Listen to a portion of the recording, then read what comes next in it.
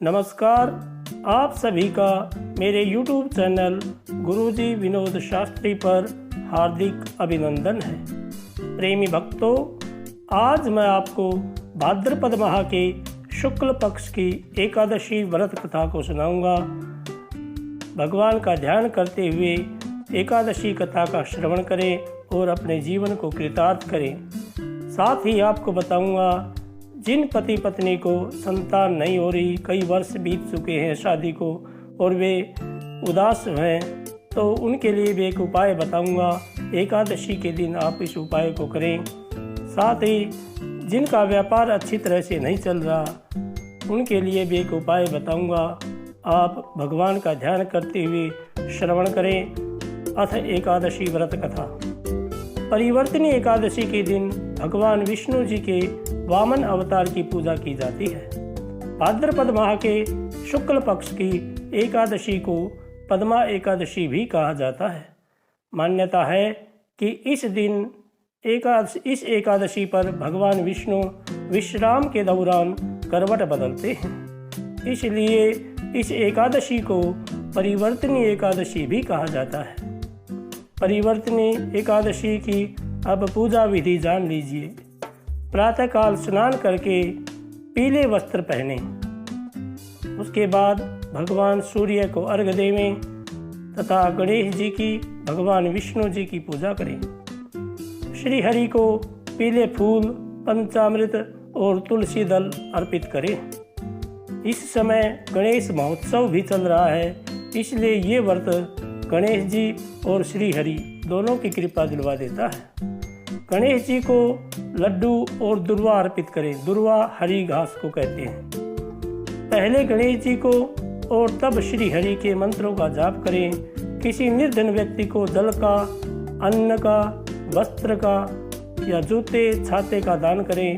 इस दिन अनाज नहीं खाना चाहिए, जलाहार या फलाहार ही ग्रहण करें। अब एकादशी के दिन संतान प्राप्ति के जो उपाय मैं आपको बताऊंगा, उसे ध्यान से सुने और अच्छी तरह से करें। भगवान आपकी मनोकामना जरूर पूर्ण करेंगे। भगवान गणेश जी को अपनी उम्र के बराबर, यानी कि जितनी आपकी आयु हो चुकी है, उतने लड्डू अर्पित करें और संतान गणपति स्तोत्र का पाठ करें या उमा पुत्राय नमः, ओम उमा पुत्राय नमः, इस मंत्र का आप जप करें। भगवान आपकी मनोकामना जरूर पूर्ण करेंगे। और जिनका व्यापार अच्छी तरह से नहीं चल रहा, आर्थिक लाभ के लिए आप भगवान गणेश जी को एक मिट्टी या धातु का चूहा अर्पित करें। इसके बाद उन्हें पीले फूल और पीला प्रसाद अर्पित करें, यानी कि लड्डू जो पीले होते हैं उसको अर्पित करें भगवान गणेश जी को। ओम श्री सौम्याय सौभाग्याय गणपतये नमः। ओम श्री सौम्याय सौभाग्याय गणपतये नमः। इस मंत्र का आप 108 बार जप करें और इसके बाद चूहे को अपनी तिजोरी के अंदर रखें। व्यापार में सफलता के लिए हल्दी से गणेश जी बनाएं और इन्हें मोदक, दुर्वा और बेलपत्र अर्पित करें। इन गणेश जी को व्यापार के स्थान पर स्थापित कर दें। भगवान आपकी मनोकामना जरूर पूर्ण करेंगे। अब सुनिए, आप भगवान का ध्यान करते हुए एकादशी कथा का श्रवण करें। भगवान वामन भगवान का ध्यान करें। ओम शशंख चक्रम सकिरीट कुंडलम सपीतवस्त्रम सरसीरुहेक्षणम सहार वक्षस्थल कौस्तुभश्रियम नमामि विष्णुं शिरसा चतुर्भुजम। ओम नमो भगवते वासुदेवाय। श्री युधिष्ठिर ने भगवान श्री कृष्ण से कहा, हे भगवान, भाद्रपद माह के शुक्ल पक्ष की एकादशी का नाम क्या है? कृपया करके मुझे इसकी विधि तथा इसका महात्म्य सुनाइए। युधिष्ठिर के सवाल का जवाब देते हुए भगवान श्री कृष्ण कहने लगे कि इस पुण्य, स्वर्ग तथा मोक्ष को देने वाली एकादशी जो सब पापों का नाश करती है, इस उत्तम वामन एकादशी का महात्म्य मैं तुमसे कहता हूँ। कृपया ध्यानपूर्वक सुनिए। इसे पद्मा या परिवर्तनी एकादशी या जयंती एकादशी भी कहा जाता है। अगर मनुष्य इस एकादशी का यज्ञ करता है तो उसे वाजपेयी यज्ञ का फल प्राप्त होता है। पापियों का पाप नाश करने के लिए इस व्रत से बढ़कर और कोई उपाय नहीं है। जो मनुष्य इस दिन मेरी भगवान वामन रूप की पूजा करता है उसे तीनों लोग पूज्य होते हैं। इस व्रत को करने से मोक्ष प्राप्त होता है। जो भाद्रपद शुक्ल पक्ष की एकादशी को व्रत और पूजन करता है उसका फल वही है जिसने ब्रह्मा जी, विष्णु जी सहित तीनों लोकों का पूजन किया। अतः हरिवासर अथवा एकादशी का व्रत मनुष्य को अवश्य करना चाहिए। इसे परिवर्तनीय एकादशी इसलिए कहते हैं क्योंकि इस दिन भगवान करवट लेते हैं। श्री कृष्ण जी के वचन सुनकर युधिष्ठिर ने कहा, हे भगवान, मुझे अति संदेह हो रहा है।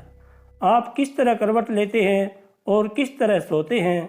आपने किस तरह राजा बलि को बांधा था और वामन का रूप धारण किया था? चातुर्मास के व्रत की कथा आप मुझे कहें। जब आप सोते हैं तब मनुष्य का क्या कर्तव्य है, उसे क्या करना चाहिए, ये सब आप मुझे विस्तार से बताएं। भगवान श्री कृष्ण ने कहा, हे राजन, एकादशी की व्रत कथा का श्रवण करें। त्रेता युग में बलि नाम का एक दैत्य था, वो मेरा परम भक्त था। उसने मुझे प्रसन्न करने के लिए कई तरह के वेद सूक्तों के साथ पूजन किया था। साथ ही वो लगातार ब्राह्मणों का पूजन करता तथा यज्ञ के आयोजन करता था, लेकिन उसे इंद्रदेव से द्वेष था। यही कारण था कि उसने इंद्रलोक तथा सभी देवताओं पर अपना आधिपत्य हासिल कर लिया था। बलि से सभी देवतागण बेहद दुखी थे। ऐसे में वो सभी इकट्ठे होकर भगवान जी के पास गए। बृहस्पति सहित इंद्रादिक देवता प्रभु के पास जाकर के नतमस्तक हो गए और वे वेद मंत्रों से भगवान का पूजन करने लगे। अतः मैंने वामन का रूप धारण किया। यह मेरा 5वां अवतार था। फिर अत्यंत तेजस्वी रूप से मैंने राजा बलि को परास्त किया। यह सुनकर के राजा युधिष्ठिर बोले, हे जनार्दन, इस अवतार में आपने दैत्य महाबली को कैसे जीता? श्री कृष्ण ने कहा, मैंने बलि से 3 पग भूमि मांगी थी। राजा बलि ने इस इच्छा को तुच्छ समझा और मुझे वचन दे दिया कि वो मुझे 3 पग जमीन दे देगा। मैंने अपने त्रिविक्रम रूप को बढ़ाकर भूलोक में पैर, भूरलोक में जंघा, स्वर्गलोक में कमर, महलोक में पेट, जनलोक में हृदय, यमलोक में कंठ की स्थापना करके सत्यलोक में मुख और उसके ऊपर मस्तक स्थापित किया। सूर्य, चंद्रमा आदि सब ग्रह और देवता गणों ने अलग अलग तरह से वेद सूक्तों से मेरी प्रार्थना की। तब मैंने राजा बलि का हाथ पकड़ा और कहा कि हे राजन, एक पद से मैंने पृथ्वी, दूसरे से स्वर्गलोक पूर्ण हो गई। अब 3रा पग मैं कहाँ रखूं? इतने में ही राजा बलि ने अपना मस्तक मेरे सामने झुका दिया। ऐसे में मैंने अपना पैर उसके मस्तक पर स्थापित कर दिया, जिससे वह पाताल को चला गया। उनकी विनम्रता देख करके मैंने उससे कहा कि मैं हमेशा आपके पास रहूँगा। फिर भाद्रपद माह के शुक्ल पक्ष के एकादशी के दिन बलि के आश्रम पर मेरी मूर्ति की स्थापना की गई। ठीक इसी तरह दूसरी मूर्ति क्षीर सागर में शेषनाग के पृष्ठ पर हुई। श्री कृष्ण जी ने कहा, हे राजन, इस एकादशी के दिन भगवान सोते हुए करवट लेते हैं। ऐसे में इस दिन भगवान विष्णु जी का पूजन करना चाहिए, जो तीनों लोकों के स्वामी हैं। रात्रि जागरण समेत तांबा, चांदी, चावल और दही का दान करना भी उचित माना गया है। अगर इस व्रत को विधि पूर्वक किया जाए तो व्यक्ति सभी पापों से मुक्त हो जाता है। इस दौरान यह कथा पढ़ने से व्यक्ति को 1000 अश्वमेध यज्ञ का फल का प्राप्त होता है। प्रेमी भक्तों, आप सभी भगवान का ध्यान करते हुए पूरे दिन आप ओम नमो भगवते वासुदेवाय इस मंत्र का जप करते हुए अपना दिन व्यतीत करें। उसके बाद रात्रि में भजन कीर्तन करके भगवान को रात्रि जागरण करें। प्रातःकाल भगवान सूर्य को अर्घ्य दे करके और गौ माता को तथा ब्राह्मणों को भोजन करा करके अपना व्रत खोलें। भगवान आपकी मनोकामना पूर्ण करे। जय श्री कृष्णा, जय श्री श्याम।